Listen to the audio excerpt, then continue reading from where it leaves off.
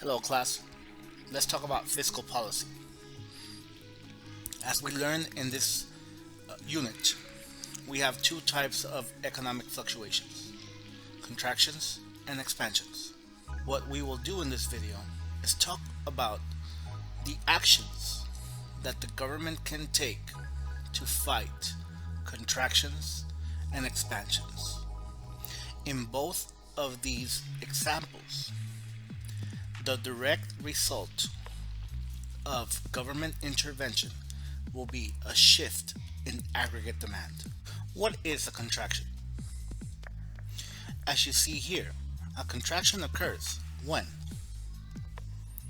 our current GDP, which would be Y1, is below our potential output, labeled as YP. This creates what we generally call a recessionary gap.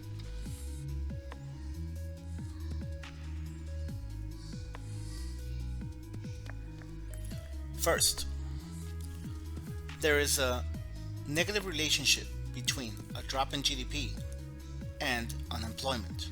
In a contraction, we have a problem of unemployment.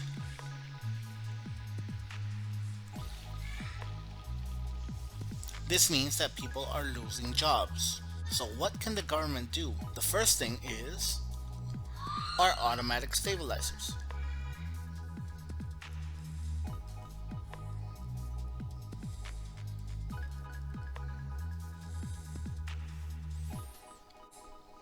Automatic stabilizers are programs that are already in place in case such fluctuations happen. What are some of them? Here's a list of some of the social security programs available out there: unemployment benefits, unemployment insurance.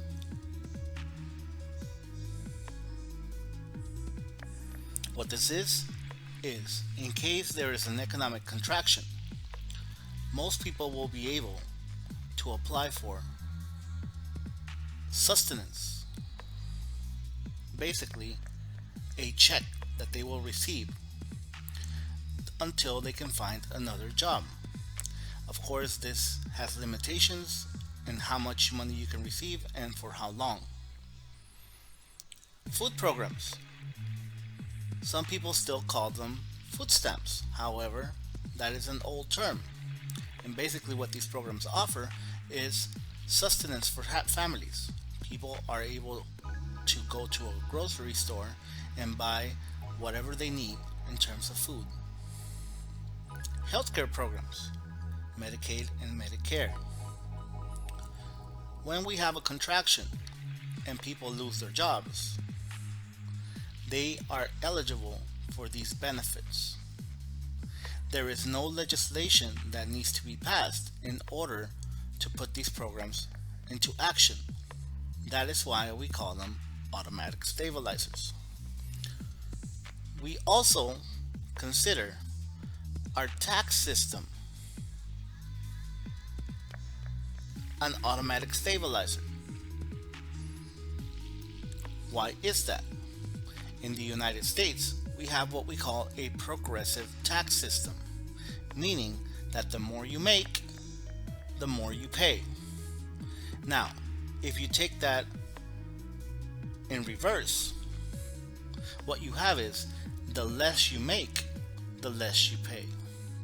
So, in essence, if you lose your salary because you are now unemployed, you can theoretically pay less taxes or even be eligible for a tax refund. This serves as an automatic stabilizer since these laws are already in our tax code. Now, automatic stabilizers basically stop the economy from going into a full-blown economic depression. As you see here on the diagram, automatic stabilizers serve as stops for aggregate demand to shift further to the left. So, you can think of automatic stabilizers as the first line of defense. What could be done is the federal government trying to push aggregate demand back to its original equilibrium. That is the purpose of fiscal policy in theory. We are trying to push our aggregate demand back into place. So what can be done? There are basically two tools for fiscal policy. Tool number one is taxes. We discussed taxes before as an automatic stabilizer. So why are we discussing it again when it comes to fiscal policy? Because in the long run, our tax code can be adjusted to further reduce the burden of taxes into more sectors of the economy. Basically, we can change the tax code in the long run to help us push aggregate demand to the right. So, when we have a contraction, what needs to be done to taxes in the long run? As a general rule, if you decrease taxes, it should in some way start shifting the aggregate demand curve to the right. Secondly, we have government spending. We've talked about government spending before. Government spending is spending in goods and services done by the government. It has to be goods and services. Now, what needs to be done to push aggregate demand to the right? What the government could do is increase its spending.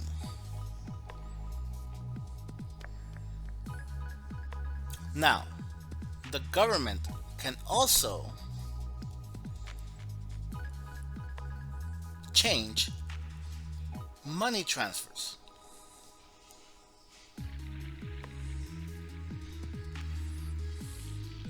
Money transfers are not government spending.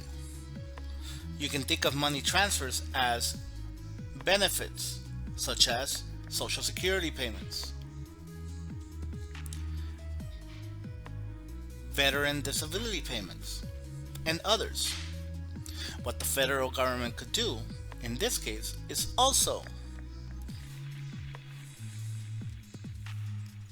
what the government can do is also increase money transfers. If we want to get rid of a contraction, we have to expand the economy. We do this again by lowering taxes and increasing government spending and transfers. We could also have another type of economic fluctuation. In this case, we have an expansion. Notice that during an expansion, my current GDP, Y1, is greater than my potential GDP. You might be thinking, why is this a problem? Well, it is a problem because during expansions, what we tend to see is inflation. This is one of the reasons that we call this an inflationary gap. During an expansion, inflation can get out of hand. So, the government needs to make sure to keep inflation in check. How can we do this? During an expansion, more jobs are available, meaning that the unemployment rate will go down. What does this mean for automatic stabilizers?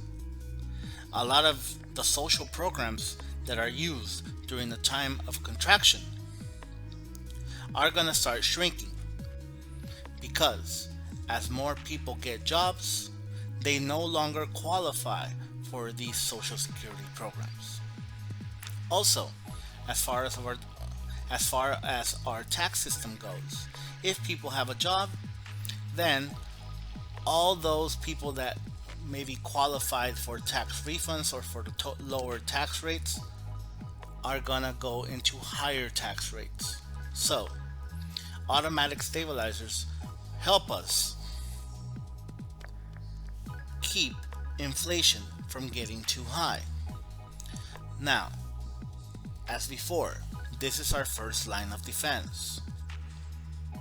What can be done to start pushing aggregate demand back into long-run equilibrium? Again, we go with our fiscal policy tools.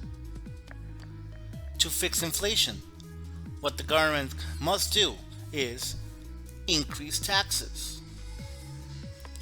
In essence, we are taking money away from people so that they stop spending and making this inflationary gap bigger.